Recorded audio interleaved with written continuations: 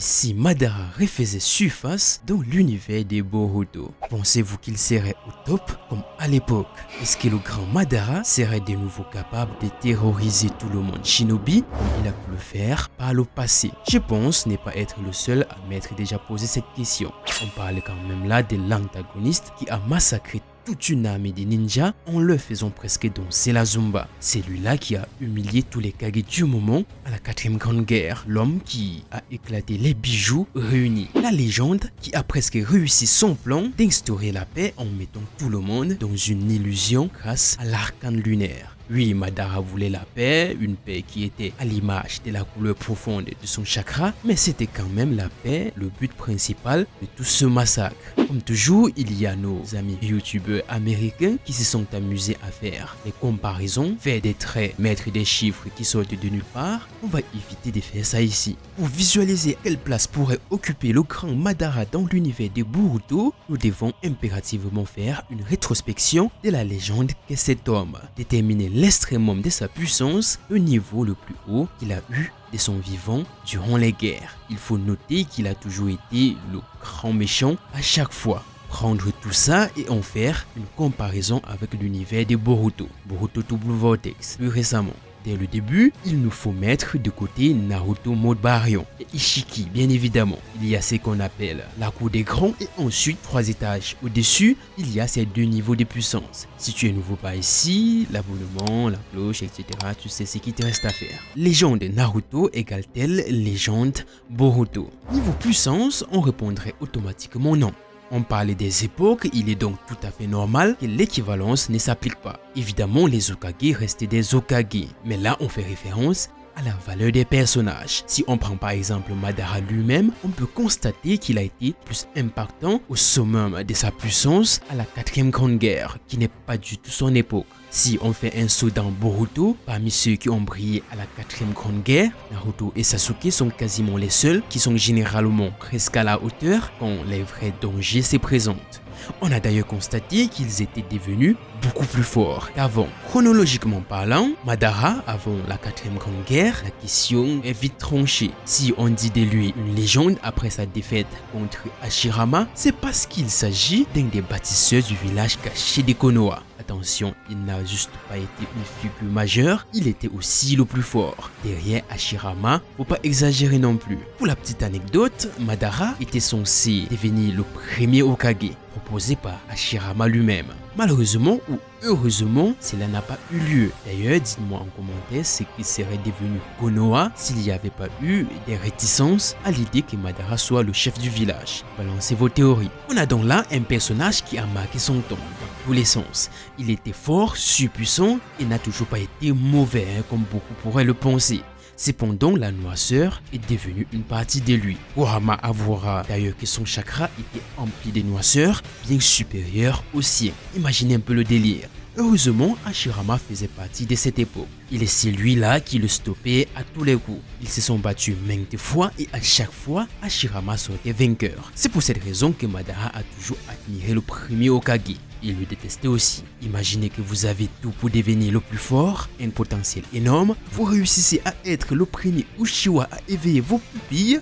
Étant un fan de la baston, plus que quiconque, couplé à la haine qui vous anime, vous ne cessez de faire évoluer ce pouvoir que vous avez éveillé, mais il y a ce gars-là qui vous met toujours à l'amende. Pire scénario, vous vous liez à Kurama et vous perdez quand même.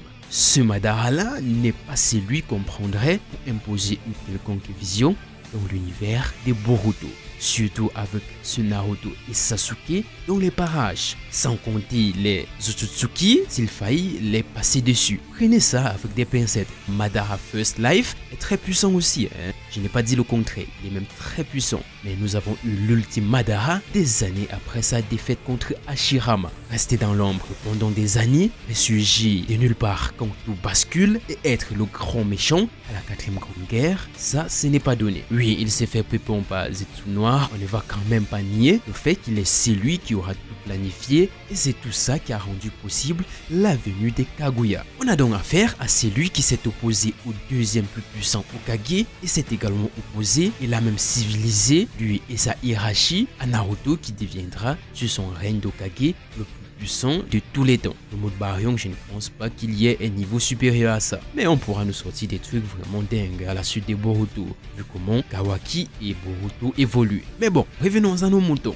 Il y a eu Boruto plus tard et les choses ont complètement dérapé. Les niveaux de puissance ne sont plus les mêmes et surtout les grands méchants dans cet univers sont des Otsutsuki. Est-ce que Madara peut faire le poids? Lui, philosopher sur la vie, être celui qui connaît le plus de souffrances ne suffit pas à faire face à ses poids lourds. Oui, Madara prétend connaître toute la haine et ses rouages. Malheureusement, ce n'est pas suffisant d'avoir souffert. Pen nous a sorti des citations sur la souffrance et s'est quand même fait battre par un Naruto ado. Madara dans Boruto, on va être clair, il peut faire beaucoup de dégâts. On a dit ici qu'on prenait sa forme la plus puissante, ce qui implique Jubi. Une fois que la puissance de Jubi entre dans l'équation, la donne change complètement. Madara fusionné avec Jubi contre Naruto Hokage sans le Baryon Mode avec Sasuke à ses côtés, pas sûr que nos deux protagonistes depuis longtemps prennent le dessus. On va recontextualiser les choses. Dans l'univers de Boruto, Naruto et Sasuke sont toujours obligés de se battre à deux face à des mastodons. Ce n'est pas nouveau, ils le font depuis Naruto Shippuden.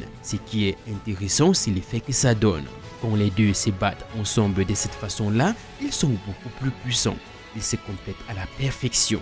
On pourrait confondre leur union à une fusion. On a donc là une fusion sans unicité. Dans Boruto, il y a le plus souvent 4-5 personnes grand max pour faire face à l'antagoniste. Vous allez me dire, dans Naruto, avec Pen, c'était toute une armée qui s'est jetée sur lui. Obito, pareil. N'en parlons pas de Madara, il a eu droit à la totale. Mais sauf qu'ici, il y a une différence notable. Le cas de Madara est différent car ils sont plein guerre. Une grande guerre d'ailleurs. L'affrontement ne concerne pas seulement Konoha, tous les villages sont concernés et c'est d'ailleurs pourquoi tous les Kage sont réunis pour faire face au danger et ils se sont excellemment fait humilier par Madara sans Jubi à ce moment-là. On peut lui donner une bonne bière pour le féliciter. Quand on parle de mettre tout le monde dans une illusion de paix, aucun village n'allait être épargné du coup tout le monde était obligé de participer à cette guerre. Quand les Otsutsuki arrivent dans Boruto, c'est pratiquement le même scénario. Ils sont capables de raser tous les villages sans souci. Entre guillemets, on n'est pas en pleine guerre. Du coup, chacun s'occupe de ses problèmes et c'est tant mieux. Avec Momoshiki, c'était un peu différent parce que là, il y avait un tournoi et les Kage étaient déjà sur place. L'alliance était déjà là et les villages s'entendent beaucoup mieux dans Boruto par rapport à Naruto Shippuden. Si on n'est pas vraiment en pleine guerre, chacun s'occupera de ses problèmes et c'est mieux comme ça de toutes les façons. On aurait des moments encore plus fous si ces Kage-là avec le ninja venaient se frotter aux Otsutsuki. S'il y avait des rassemblements des Kage et le ninja pour faire face à ces menaces-là, ça ne servirait vraiment à rien. Il ne serait vraiment pas une très grande aide. Pour être cru, ils se feraient tous pulvériser avec une maison sans nom à la seconde. Et un truc à noter, il n'y a pas de bijoux parmi les 9 capables de résister aux Otsutsuki. Ils sont vraiment au-dessus. Le Madara qui se fight contre les anciens Hokage, c'est lui l'homme de la situation. Pas ce Madara là exactement, mais le Madara full power. Il peut être dans la cour des Otsutsuki. Je vais être très bref à ce niveau. Je pense que Madara avec bijoux est à peu près du même niveau que God, son limiteur et Jigen. Je ne vois pas Naruto et Sasuke adultes vaincre avec facilité ce Madara là. Et là, on comprend mieux encore à quel point Guy monte en échelon quand il est passé de la 7e porte à la 8e porte. L'univers des Boruto est sans aucun doute supérieur à celui des Naruto. Quand tu vois des ados parce qu'ils ont le Kama devenir plus fort que Naruto et Sasuke, tu comprends que les choses ont vraiment changé. Au début, Boruto trichait pour impressionner son père. Aujourd'hui, il est capable de faire face à un Momoshiki. Moi, je le dis très clairement, peut-être même le battre tout seul aujourd'hui. Les choses ne sont plus comme avant. Ça part tellement vite à se demander quel niveau aura cette génération à la fin de l'histoire. Pour conclure, Madara est plus dans le temps qu'on avance. Si jamais il fallait qu'il revienne dans Boruto, il faudrait sûrement un nouveau boost supérieur à Madara plus Jubi pour instaurer une terreur égalant celle qu'il a pu faire à la 4e grande guerre. Et sa loi serait quasiment impossible juste avec Jubi parce que juste Kawaki et Boruto sont déjà supérieurs aux deux héros de la 4e grande guerre. Rappelons-le une fois de plus, ces deux-là sont beaucoup plus forts que le Naruto de la fin de Naruto Shippuden. Il ne faut non plus pas omettre que les deux avait eu l'aide du Rikudo. Sinon Kaguya allait tous les détruire et les déformer. Alors selon vous, que vaut Madara dans l'univers de Boruto ou Blue Vortex? Yo, I ain't here for the money, I ain't here for the fame. Though it might be nice to